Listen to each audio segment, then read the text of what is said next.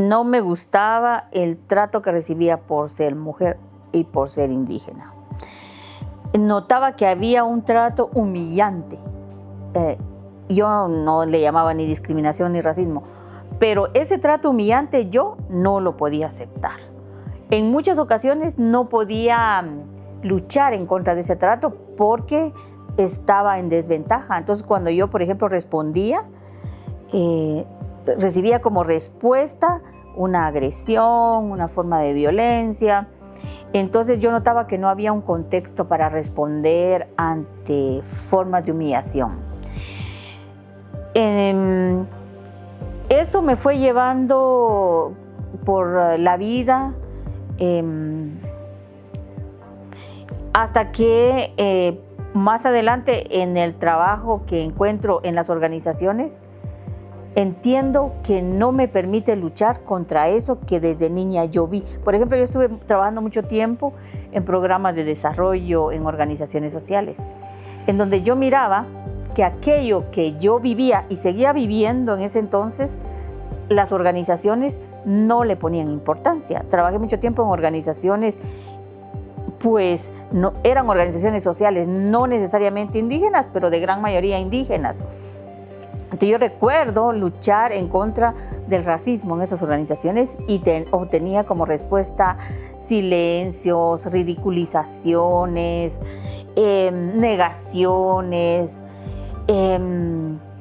Lo que a mí me permitió entender es que esta problemática no era importante en el país justamente porque no formaba parte del pensamiento que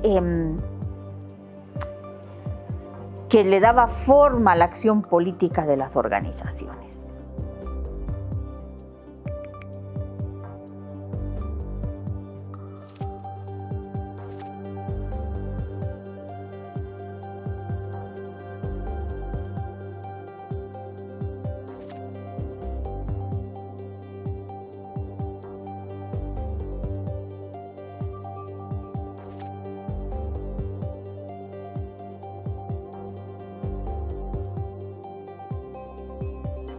Hay condiciones para escribir, para pensar a largo plazo, para ensayar.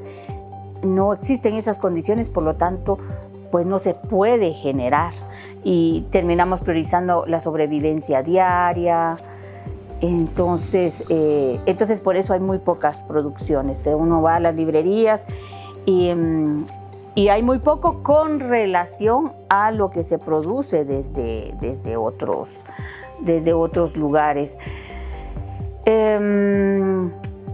Me parece a mí que también es necesario estimular la escritura desde la gente indígena, desde los estudiantes indígenas, desde los profesionales indígenas. Estimular la escritura, crear las condiciones para escribir y también para editar, para imprimir, que también es otro campo muy poco disponible para la gente indígena.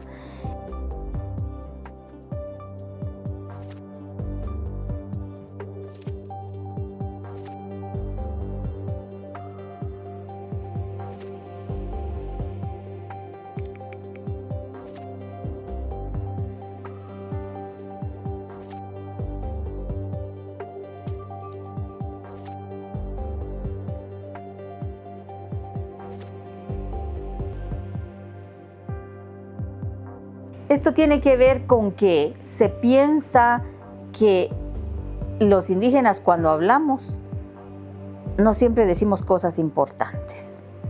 Es decir, que se duda de nuestra capacidad de pensar, de crear, de proponer, porque el mismo racismo hace que se devalúe nuestra creación, porque estamos devaluados como seres humanos también. Mientras tanto, los blancos, a los blancos principalmente si son del norte, se les ve inmediatamente como portadores de los conocimientos más importantes y como aquellos que sí tienen cosas que decir para que nosotros podamos hacer. Es decir, que el racismo también inscribe en los cuerpos. O sea, un cuerpo blanco, en ese cuerpo está inscrito que es autoridad en la generación de conocimientos.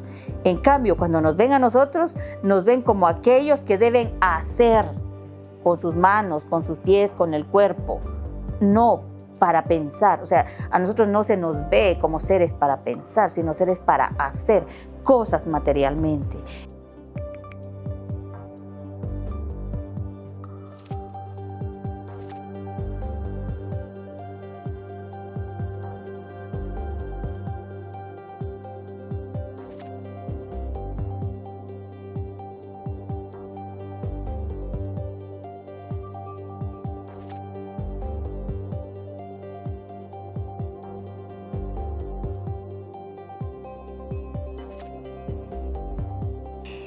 Es cuando nos vemos distanciados de la generación hegemónica, yo le voy a llamar aquí, entre comillas, ladino-mestiza.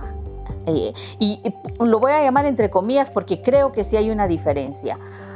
¿Y por qué? Porque Guatemala está muy racializada y cuando hablamos lo hacemos desde ahí.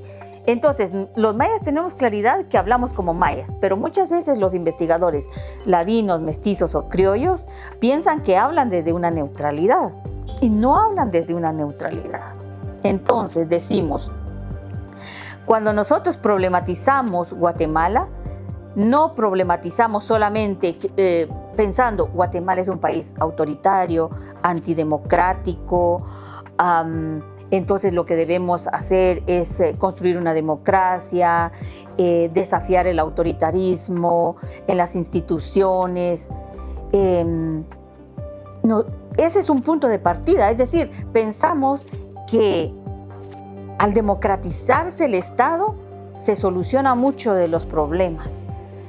O al pensar relaciones sociales que busquen deshacer las formas de autoritarismo, el país caminaría. Ese punto de partida no es el nuestro. Nosotros pensamos que Guatemala es colonial. Y todas las formas de autoritarismo, por lo tanto, están enroscadas con lo colonial. Porque el autoritarismo está racializado en gran medida. Es hacia los pueblos indígenas. Por eso es que la lucha de los pueblos siempre se persigue con mucha violencia. Y ahí podemos ver a lo largo de la historia las múltiples masacres, en múltiples tiempos, ¿no?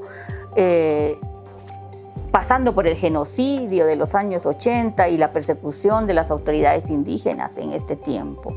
Entonces ahí vemos que no hay solo un autoritarismo sin racialización, ¿no? Sino está ahí profundamente conectado. Por el otro lado, la democracia es colonial, ¿no? Eso no se discute en Guatemala y muy poco en América Latina. La democracia es colonial porque en nombre de la democracia se ha despojado a los pueblos indígenas de forma permanente. Entonces, antes que pensar que Guatemala necesita ser democrática, necesitamos pensar los fundamentos coloniales de la democracia. Pero no lo podemos pensar en este momento. ¿Por qué? Porque este país ni siquiera está aceptando la democracia.